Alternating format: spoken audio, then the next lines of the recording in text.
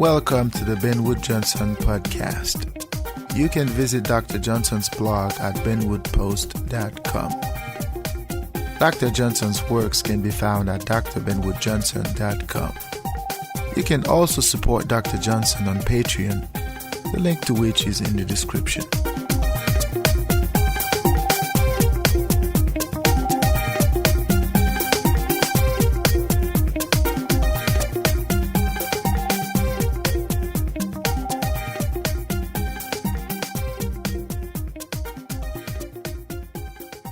Hey, welcome to the Benwood Johnson podcast. Today is September the 17th, 2018, and this is podcast number 16. Thanks for joining us again today. We're going to continue our conversation about Jean-Paul Sartre. Last podcast we talked about the power of the consciousness, the power of the mind, and in this podcast we are going to talk about the notion of identity, the notion of self-identity, and it is this idea that the individual is always in a quest, is always in a search for identity, and as he looks for the self, when he finds something that resembles the self, he tries to assess meaning to that entity. He tries to assess meaning to that self.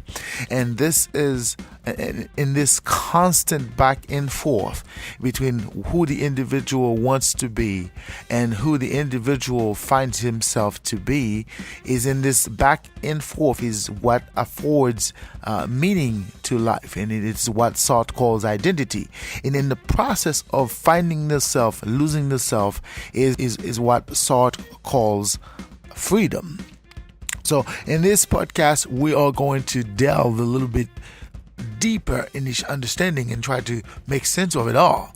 Because when Sartre talks about freedom, it is not in the tangible sense of the word itself.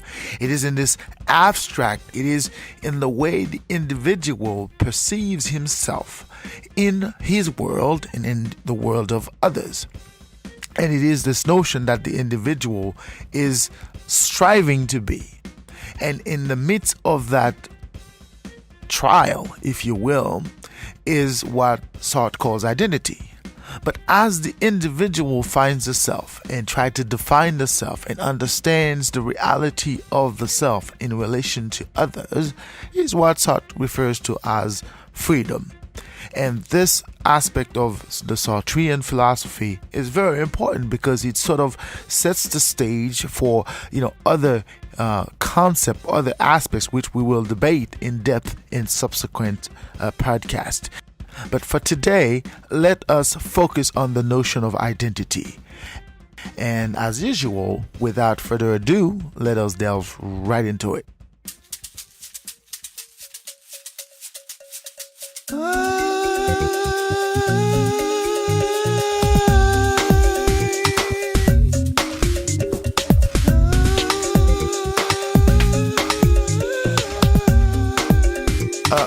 One of the key ideas in the philosophy of Jean-Paul Sartre, which sort of made him a famous philosopher, is the notion of freedom.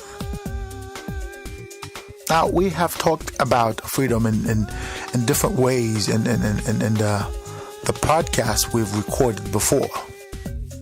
But today there's one aspect about this notion that we're going to discuss a little bit in depth. This is the aspect known as identity. Now, in the concept of identity, Sartre speaks about this idea that the individual is always trying to be something or someone that he is not. The individual is trying to grab his identity, to claim his identity from something, from somewhere, from someone else. Okay? And as he tries to grab his identity, he is trying to give meaning to that identity. Okay? But Sartre says that it is a failure. It is a failure because the individual could never be certain of his identity. The individual could never be certain of who he is or who he wants to be. As we've talked about in previous recordings, it's this constant back and forth between the for itself and the in itself. When it comes to identity, Sartre says the path to identity, or the path of being, it's the seeking of an identity. But that path in and of itself is not set in stone. In other words, there is not a universal way of finding oneself. There's not a universality or sense of universality in determining who the being is or who the being could be. And it becomes a dead end. It becomes a dead end because on one hand, the being wants to be. The being wants to claim or define his identity. At the same time, the being cannot reach that goal. Okay? So what the being does is that in order to be, the being comes up with what Sartre calls a play, an activity that allows the being to be, even though the being is not necessarily what he or she thinks that he is. The being, many a time, has to fake it.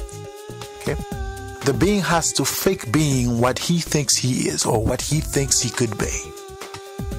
So when Sartre talks about a play, he's more likely referring to this idea of a sport.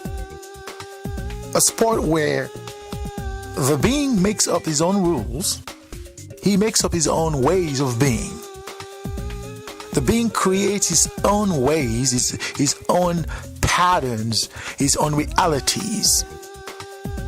But for the being, the capacity to create his own rules, his own realities, is what the being calls autonomy. Okay? But that autonomy, as Sartre suggests, is many a time fake. It is many a time an illusion. Okay? The being is the one who created that autonomy, who created that reality. The being in his quest for meaning, in his quest for identity, creates this reality where he creates his own rules as to who he is, where he is, and where he could be. But the lack of identity is what Sartre defines as freedom. In other words, the being is trying to be. The being is trying to be something or someone other than what the being is. But the capacity to envision a state of being is this notion of freedom, where the being sees himself as being something or someone other than. And that in and of itself encapsulates this idea, the notion of being free. But the problem is that the being somehow realizes that there is no reality in this world. The being realizes that it's a game. It's a game where he gets to define the rules. He gets to define the consequences for violating the rules. But the being, many a time, refuses to acknowledge that. And to go back to our previous discussion, is what Sartre calls bad faith. Is when the being refuses to acknowledge that reality. When the being refuses to acknowledge who he is in his world. But the whole concept of faking it, the whole idea of creating a place where the being could be according to what he thinks he could be, is the whole concept of finding one's identity in the world. So at the end of the day, we are in a game. The problem is that we often get lost in it. And when we get lost in the game, sometimes it is hard for us to get back into the reality of knowing that we are in a game called life. Because the point, according to Sartre, is not to lose the self in the game of life itself. The point, according to Sartre, is to be aware of the seriousness or the lack thereof of the world in which we evolve.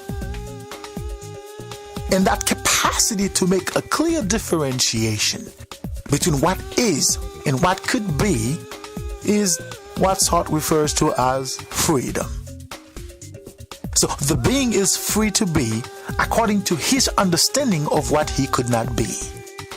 The being understands the capacity to be, to construe a reality for the self. But that reality, the being has to understand that it is a made-up reality. The being has to understand that it is the unattainability of the state of being that the being seeks to be. That's what makes the being be. And it's this understanding of being that Sartre calls freedom.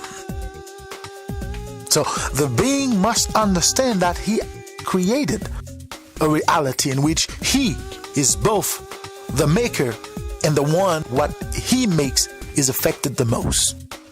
Okay?